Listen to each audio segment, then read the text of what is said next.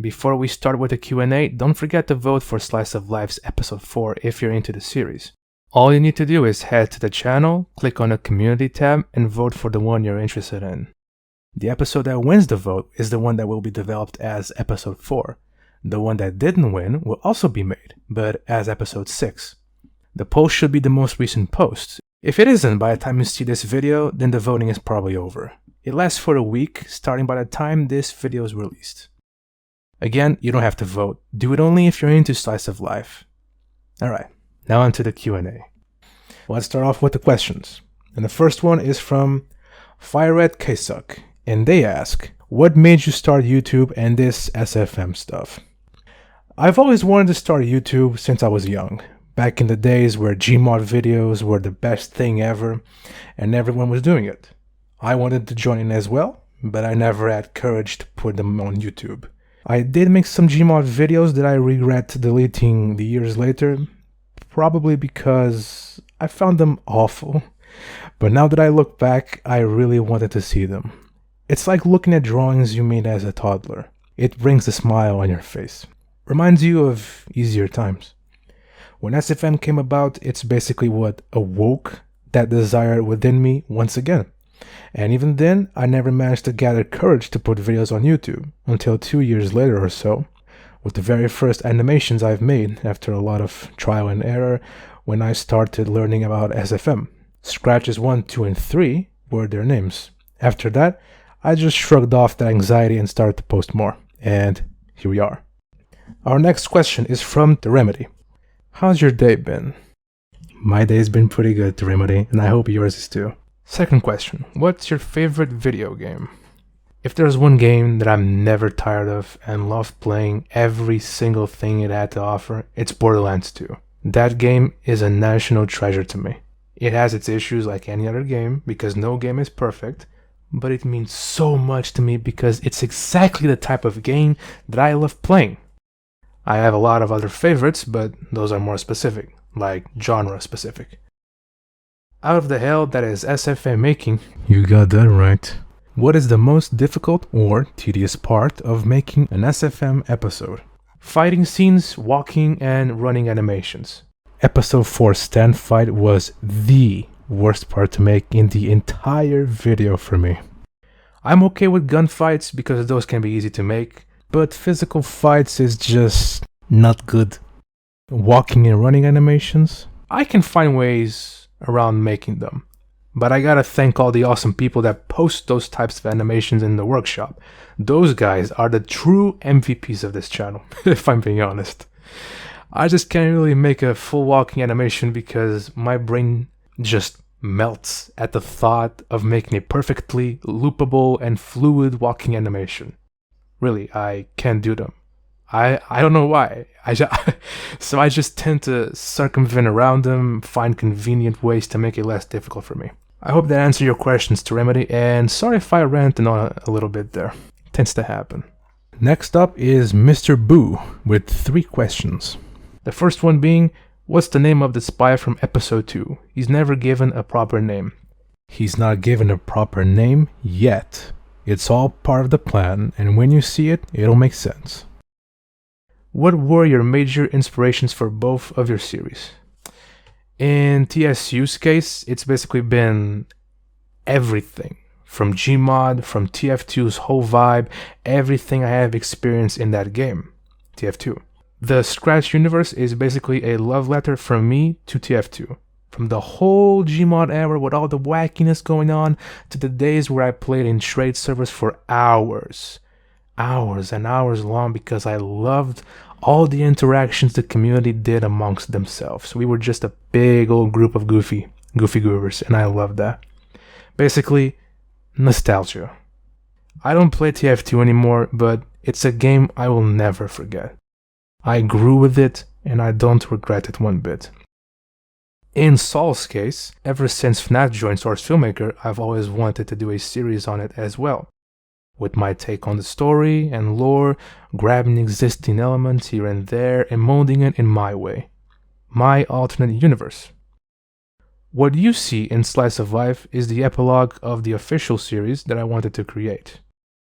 But the problem is, to make the official series, it requires a lot of work.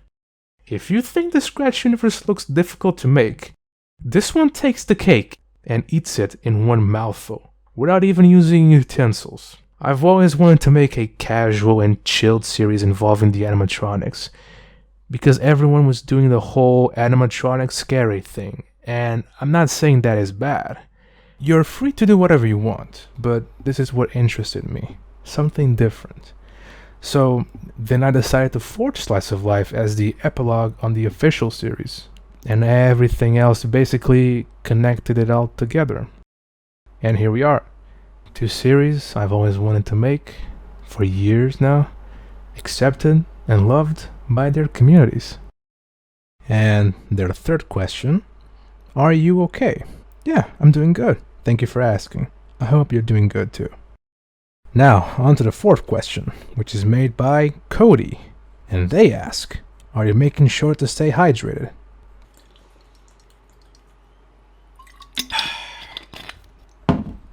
Always. The fifth question is from Digital Lemon, and they ask, what do you think about the first episode of the Scratch universe being so different from the other episodes and more of a meme in the first half? I knew someone would eventually ask me this, but it's okay, because I actually wanted to answer that. So here we go. The reason why episode 1 is so different from the rest is because the series got a retcon halfway through. The original premise of TSU was a scenario-esque series where every episode would be different. No returning characters at all apart from one single common element. The distortion.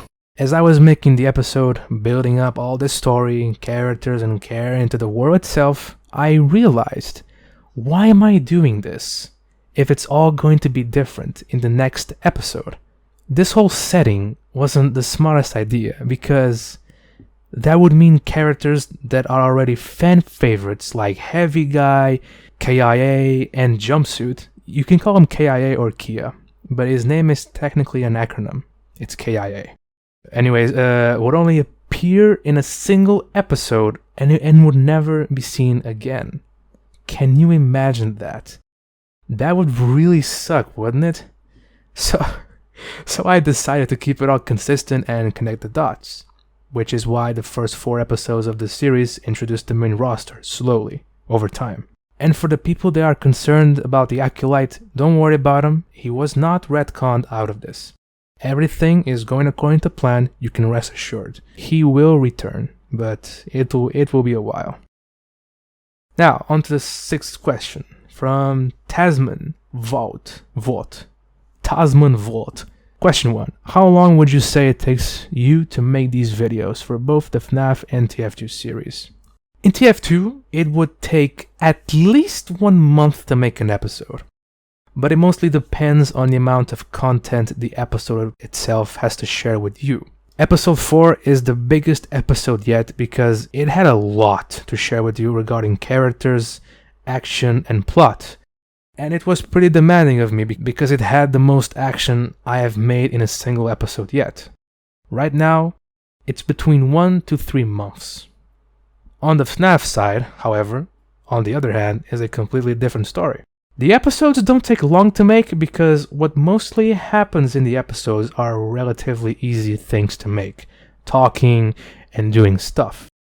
But it doesn't mean that there isn't an episode that can be challenging to make. Slice of Life won't be as challenging as the Scratch universe, but it can bring an interesting obstacle, like in episode 3, Teamwork, where I had to create a time stop effect for Wendy and make sure every character has their own body language. Where Slice of Life lacks action and an active story, it makes it up for more of an enriched experience with the characters themselves, because that's mostly the point of this particular series, is to get you familiar with the characters. That being said, it can take as little as 2 weeks like episode 2 did, or a month or so like episode 3. How many Slices of Life videos do you plan to make for the FNAF series? And, if you have any idea, when do you plan to make the actual series? That's the beauty of Slice of Life. There is no technical ending for it because all it needs is an idea, plot, and consistency. So basically, I don't have a number of episodes planned because there is no end. The actual series itself, referred to as FNAF Underworlds, is currently on the back burner. It's there, but it isn't fleshed out yet due to how difficult it's going to be to make, as I previously said. The original plan was to make TSU and Underworlds at the same time, but that would be impossible to pull off by myself flawlessly. Hope that answered your questions. Now, next question. Peter Azul asks, what inspired on making the Slice of Life series? And how long did you have those ideas? As I previously said, I wanted to make something different from the usual shtick of FNAF animations on YouTube. I had these ideas with me ever since I initially made episode 1, so 2017. Next question is from Cat Kara, and they ask, did you expect it to be received as well as it was? Or was this more of a passion project? No, I did not expect any of these series to be so well received by everyone at all. I just made this as a last-ditch effort to get my foot in YouTube's door and finally get this over with without a care in the world of what comes after. Both series were, and still are, passion projects. I love making these series because it's what I love to do in SFM. It's as simple as that.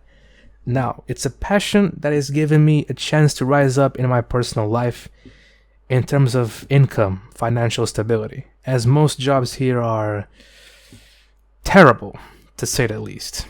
But I digress. Thank you for your question. Jade asks, what has been your biggest life challenge aside from the SFM stuff, and how did you overcome it?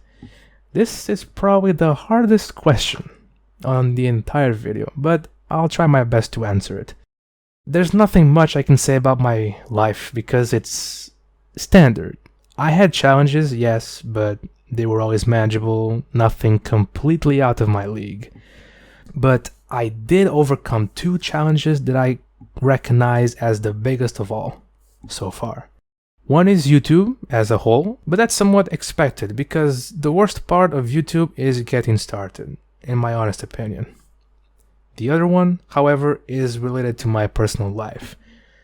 I won't go into details as I want to keep my life to myself, but this isn't an issue to share. During my high school times, I was having a hard time, and I had to make the biggest decision I've ever made yet.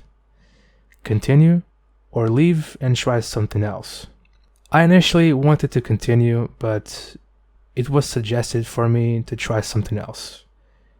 And that was the best decision in my entire life. I have met some of the greatest people in my life, who are still a part of it, mind you. It's where I met one of my bestest friends of my life. I was accepted with open arms as I was a loner back in the day. I felt integrated, accepted, appreciated for who I am. And that made me feel genuine happiness, something that I hadn't felt before that day in a long time. In that new place, I had finally succeeded. I graduated flawlessly because I was motivated and loved what I was studying at the time. I learned a lot during those 3 years. It changed me, made me a better person. Even up to this day, I still think about those times and I don't regret them one bit. This is probably why I even managed to get my foot on YouTube's door. Thank you for the question, Jade. It brought a huge smile on my face to get reminded once again of those great times. Thank you. French is Dealer asks, would you prefer SFM to Gmod, or is there another animation program you are like to use in the future? Currently, I'm completely fine with SFM. It is a crappy and outdated tool, as we all know, but it's probably one of the easiest to learn, in my opinion.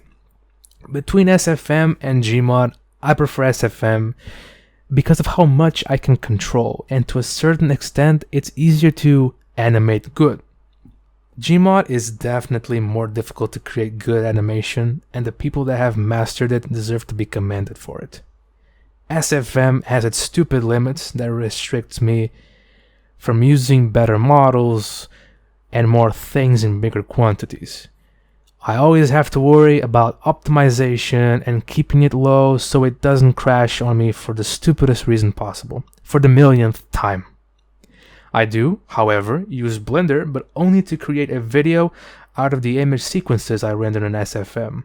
It's my preferred way of rendering because I have full control and peace of mind in case of crashes or file corruptions.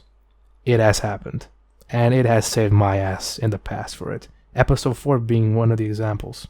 The next question is from Slav Gamer, and they ask, what was the first video game you have ever played, and what was the first ever video game console you got?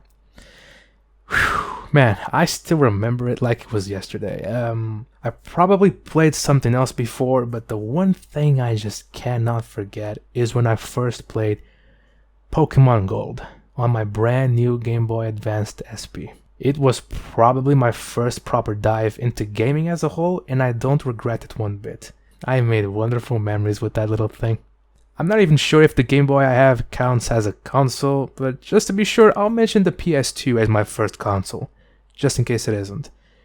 I may have created wonderful memories with the Game Boy, but the PS2 is where the golden age happened.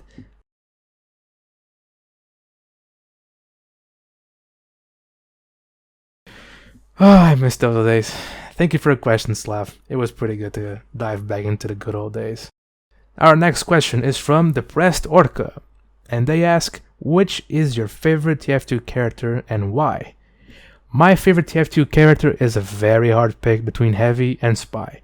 I always had a love for fancy, dapper characters like the Spy, but I also love those big lugs you just can't help but smile. Heavy is probably one of the most hilarious characters I have ever seen, and he's the one I had the most pleasure to play with when I played TF2 in trading servers. Just being a good old meme basket, spamming putis and all that jazz with every other single Heavy player. Those were really good times.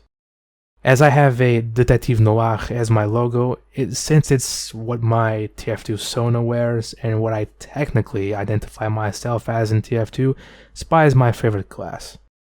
Being against a good Spy that knows how to use his entire kit is a way to experience a horror game, personally. What was your favorite part in the Scratch Universe episodes as of now? As for my favorite part so far, it was Heavy Guy meeting KIA, 100%. I had that scene planned out ever since I did the retcon, so it happened 1 year. It was 1 whole year of waiting for that very special moment. And I loved making it happen. The smiles I had while animating it are unforgettable. Thank you for the questions, Orca. Tropical Canteen asks, do you plan on using Freak Fortress 2 Freaks on this? That's quite a mouthful. Freak Fortress 2 Freaks. Sorry, do you plan on using Freak Fortress 2 Freaks on this series? Yes, I do. You already saw one of them, but there are more planned. Here's the ones that are confirmed to be in the series. Changes are possible, but it's unlikely. Cooper asks, does Plushtrap feel like he's in a small world? To be fair, it's most likely the opposite. Since he's one of the smallest characters in S.o.L, the world itself is probably as big as a whole universe to him, ironically. But the pizzeria is probably a small world to him, yes. This question was sort of philosophical. He's nice. Thanks for the question, Cooper. Noober asks, about how many episodes do you plan for each series, both FNAF and TF2? And how many people help make the animations? FNAF is technically endless as long as I have ideas, and TF2 at the moment has 20 confirmed episodes, but it should probably be a series of at most 40 episodes, because there is a lot to unpack and I plan to show it all to you guys. And see, the thing is, I get this quite often in all my videos, this second question. It's as if people think I do these with a team, and it's starting to make me feel bad, but I work alone. All of this is made by a single dude.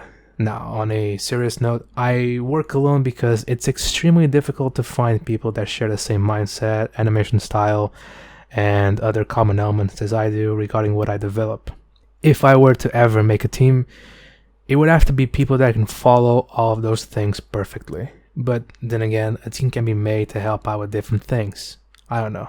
We'll see. The future tends to unfold itself as it should.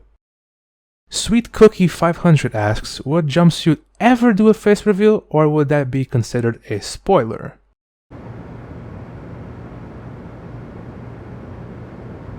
Dalm asks, who are the animators you draw inspiration most from your animation style? What are other animated works that make you want to make animations of your own? Okay, so from what I know, my animation style was basically forged from my constant practices with test animations. When you practice something a lot, you start to mold that experience that you learned into your very own style, your own techniques. This logic can be applied to certain jobs. For example, you learn and you find ways to get around obstacles easier. Even today, I'm still learning new ways to improve and get around certain obstacles for me, like walking animations. I did notice, however, that my style of animations seems sort of anime-ish at times. This may be unconsciously inspired by the few animes that I've watched. It tends to happen. And regarding your second question, I hope this is what you meant with it, because it was kind of confusing for me. I'm sorry. I had other projects in mind before I started properly on YouTube. The Dead by Daylight parodies have sort of inspired me to create my own dark humor series of Dead by Daylight called Dead by Stupidity. It was meant to be satire towards topics related to the game's development, balanced decisions, and other things. I also had a project related to Overwatch, but that one was just supposed to be some animations here and there that follow a certain theme of goofiness. Imagine TF2, but with an Overwatch paint job on it. Both of these projects were ditched for these reasons. 1. Dead by Stupidity, because I'm no longer interested in Dead by Daylight, as its direction has personally driven me away from it, burning away my likeness for the game and leaving me, well, uninterested.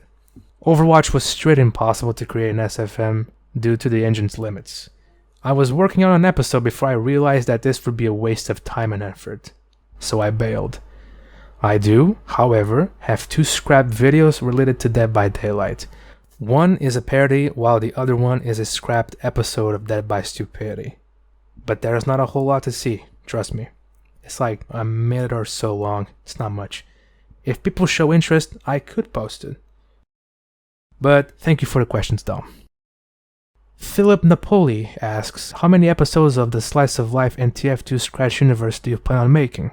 And who do you think is the most emotionally fragile animatronic character in Slice of Life? I already answered the first question before, but I'll answer the second one because it's a very interesting question. The most emotionally fragile animatronic in Slice of Life is, without a doubt, Wendy. Mango and Wendy came from the same body, but Wendy had it worse because of the story in the Underworld's alternate universe. I cannot say why, but trust me on this one. Sub, if you are a FNAF shape hater, asks, why did you want to become a YouTuber in the first place? It was something I wished to do ever since I dived into the era of TF2 and Gmod. What's your favorite FNAF game? Sister Location, because it tried to be different from the rest. I love the character designs, I love how the game went for a campaign-like gameplay instead of the usual sit and survive for 5 rounds. I got nothing against the series because I honestly love all of them, but Sister Location is special to me. Third, do you use voice actors in your Slice of Life or just a computer? Both, actually. I voice act most of the characters you heard in Slice of Life so far, and I use TTS programs for some of the others. Yes, I voice act characters like Plushtrap, the Walkers, Vixen, and freaking Springtrap. Tripwire, the computer from episode 1, Ballora, and Mangle are voice acted by text-to-speech. I do plan on getting people to help me out with voice acting, but the problem is I don't know how to get help from people that are willing to help for free and have experience with it. Because if I do want to get help, it won't just be any random person. They need to be decent enough to voice act like me, they need a good microphone, etc, etc. Unfortunately, I'm very picky because I want to make sure it's the best possible voice for the characters, so I hope you understand. How old are you? That'll be a mystery for you to guess. Everyone likes a good mystery. Steve Sabah asks, is Democulus a Twitch and or a TikTok user? What the bloody fuck's wrong with you? Alright, next question. Spark Gamer asks, I've noted how Vixen spoke to their tail during episode 3 of Slice of Life. Can we have more of these interactions? So cute. More importantly, can we get a backstory on Tail? To be entirely honest with you, I'm not sure how I would make a backstory for Vixen's Tail. It does have a mind of its own, but there's a reason why. And that reason might need an entire episode on it, so I'm not sure. But I'm happy you liked the interactions, they were really fun to make for me. There will probably be more of those in the future. Does Beth have a physical form? If so, is it like the mini-arenas? Again, noting how during Wendy's explanation of Beth's species, it cut to a party room in darkness filled with the mini-arenas. You got a good eye on detail, I'll give you that. Beth does have a physical form, but it's just a rough brain sketch of how I picture her to be. Implementing it in SFM might be possible, but it will be a huge pain in the ass. It isn't like the mini-arenas, but it does look similar in some ways, mainly the color being black, since they're creatures of darkness. Many characters were featured in episode 1 of S.o.L, but were never seen again, with the exception of Withered Bonnie and the mini-arenas. Do you have any plans for these characters in the future, maybe with Polar or Boss, Circus Baby? Many characters were introduced in... And by the way, it's Polar as in the name Paul. It's a pun on the word polar bear and Paul, the name of a person. Polar and Boss is just a nickname Baby has. But anyways, many characters were introduced and some weren't even introduced at all yet. But no need to worry, they will all be shown in the future. Just so you know, one of the 2 possible episode 4s has all the characters in it as its main premise. So if you really want to see all of them, you can vote for that one. Just beware that some will show up more than others because of voice acting. Thank you for those questions, Spark Gamer. Warshark Production asks, geeky question, are you into any anime? Yes, I am into some animes, but I'm very picky with what I like. I'm not a normal fan of anime. The whole kawaii, Nico girl animes and whatnot, those don't interest me. And anime in general doesn't interest me, except for, well, the ones that I like, obviously. Dragon Ball Z, GT, and the tournament arc in Super, Naruto, JoJo, Baki, and Attack on Titan. So yeah, it's not a lot, but it's ones that I know I enjoy. Jamin Jones asks, what is your favorite anime intro? That's a very hard question to answer because I like a lot of them. It's an impossible pick between JoJo's Sono Chino Sadame and Attack on Titan's Red Swan. One's just insanely addictive and catchy, while the other one is beautifully depressing. If there was a TF2 freak that you would want to in your Scratch universe, who would it be? I'm not sure what you mean by this question because there's already quite a few planned to be included along the series, but if you're talking about my favorite TF2 freak, it's Seaman.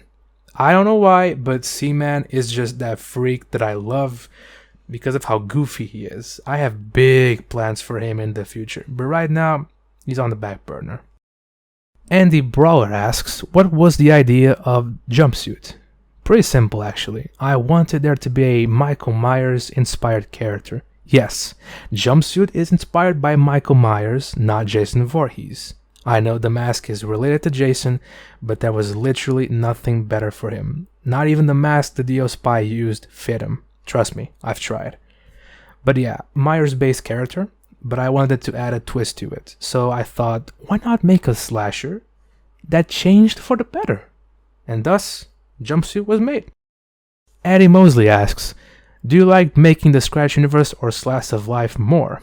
I love them both equally. It's a pretty cheesy response, I know, but each series has their pros and cons, but at the end of the day, I enjoy making them all the same. Golden Freddy fan asks, will you ever be taking any requests for character input for the current TF2 series? Mainly the loadouts for people's different classes could appear in future episodes. As an example, I ask you if you could put my spy loadout in the next Scratch Universe episode, then I would say what cosmetics it has and if any of those cosmetics are painted or not.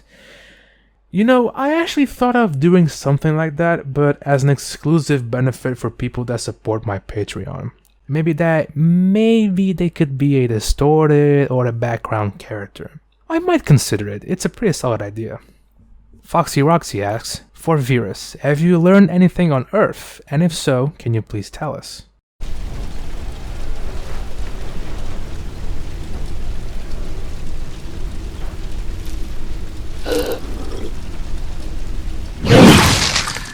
He's a pretty quiet guy, I'll tell you that much. Spruce asks, will you let Wolf stay on the dance floor? Are you seriously asking me if I'll let my favorite heister stay on the dance floor? That means yes, I would let him stay on the dance floor. Blue Zombie asks, you might not be able to answer this one, but will you include spy crabs and observer spies in the TF2 series and it's going along the theme of TF2 Freaks? Oh, absolutely. The small spy crabs are going to be local fauna in beaches, while the bigger ones are probably going to be exclusive to French servers. But regarding observer spies, that's an entirely different story. They're completely reimagined, but with the same concept in mind. Once you realize what it is, it's pretty obvious. And no, it's not a spy watching the walkers in episode 4. That's a completely different character. The Worst TF2 player asks, what was your first SFM animation? Publicly available, it's Scratch 1. Privately available, I don't remember. Cyan the Imposter asks, what happens when the scan spots on distorted? I'll give you a hint. What kind of light do we know is purple? And what is it known to do to us? It's easy once you figure it out, but keep in mind in this series it only works on them. Idiotic Medic asks, Crush, so it's the same type of stand as Stop Lochna? Yes, but not OP and actually balanced. So Jotaro is essentially crippling himself if he uses his ultimate ass pull technique on Heavy Guy. Dominic Ramirez asks, hey Vix, do you think Pluto likes you? I have no idea what you're talking about. I'm not even here. And last but not least, Gmod Violet, and they ask, who are your favorite TF2 freaks? It's gonna be quite a list. Not a big one. Seaman, Weasel Cake, Scombine, the whole mem species, the Sniper, Odd Scout, Odd Angies, Hoovy Dundee, Demopan, Stupid Face, and Team Killer. I usually like TF2 freaks who are good boys. Good boys. I usually like TF2 freaks who are good guys one way or another, goofy ones and horror-inspired ones. Don't go anywhere just yet. The Q&A might be over, but there's still one thing left. Fanart Showcase. Yep, you heard me correctly. There are 2 awesome pieces of fan art that I'm going to share with all of you. Have a look. They're awesome. The first piece is from Hypoem87 on DeviantArt. I found this awesome fan art while I was shamelessly searching for my own series in Google, and I couldn't just let this go without giving it the recognition it deserves. This is their depiction on the Distorted, and I love how they gave them a similar facial structure so they look easier to be recognizable. Soldier and Scout look like they have bat ears. Can you see that resemblance? Even the look of the face or the jaws, just something about their face screams bat. The body language is spot on. You can tell who's who just by their posture, especially Scout, since they tend to move around as quadrupeds. Overall, it's just an awesome piece of work. Great job, Hypoem, and congratulations for being the first person to make fan art on TSU. And our second and last piece is from the Tectoplasm, or known on DeviantArt as Darksack100. This time, I did not desperately try to find more stuff on Google. He actually reached out to me on YouTube with the fan art a few days later, after I was reading and responding to his feedback on the series. Check it out. While the Distorted from Hypoem look more human-like, with the similar facial structure I mentioned before, this depiction on the Distorted is full-on inspired from the horror genre, I mean, you can immediately tell he's a fan of it. It just oozes with it. Let's start with our favorite scout trio, the survivors of Railway United. Bonkbot looks awesome, just straight out the bat, with his Bonk sponsored gear. You got Fixer being a pansy? Nah, I'm just kidding. I can't really joke around with that because we would all be like him in a situation like this. Killing your friends and co-workers just to survive? Jesus. And we got Jumpsuit, looking as unimpressed as ever, ready to defend himself against the enemy. They look awesome, but the real beauty are the distorted. They're like a grotesque fusion between clickers from The Last of Us, necromorphs from Dead Space, and SCP-303. There's a little fun secret I made that he actually noticed and included it in this picture. You see that guy right there? That was an idea I had for one single distorted to have in episode 3 part 2. I wanted to give one of them a posture reminiscent of a slasher necromorph. That posture is instantly recognizable for horror game fans. Every time I see some monster in that pose, I just think necromorph immediately. And Darksack actually made it stand out more, like an actual slasher. That is such an awesome Easter egg, I love it so much. The dead engineer though, on the floor, is something I just cannot explain. It's a good thing it's dead, but that face he's got rocking there would look absolutely disgusting if he was still alive. Thankfully, no other distorted has that face, but I have to give Darkseid props. That engineer might be dead, and his face may be partially covered, but I can imagine just how disgusting it would look. And as a horror game enthusiast, I need to congratulate you for making me feel disgust towards that particular engineer. Well done, dude. Seriously. I don't know what the hell that thing is supposed to be. It looks like a class that has been a distorted for a long time, that had its face fused with one of the animal skull hats from TF2. Oh wow, I just noticed this. I love how he went the extra mile and added the silver eyes the distorted have in episode 4 on that demo man. Seriously, the detail, the shading, and the vibe the art gives is just, it's biblical. I can't get over this. This just makes me excited. If more people start to join in and share their art, we might see some real beauty, some disgusting beauty too, probably. It'll be quite the journey. And that's that. We're done with the Q&A and the Fanart Showcase. I had a lot of fun making this, and I hope you had fun watching it as well. I want to thank you, all of you, for making the channel reach this far. It would have been impossible without you guys. And a special thanks to Hypoem and Darksack for those incredible pieces of fan art. You have no idea how happy and honored I felt to even receive them in the first place. I hope you guys have a good day, and I'll see you in the next video. Stay awesome.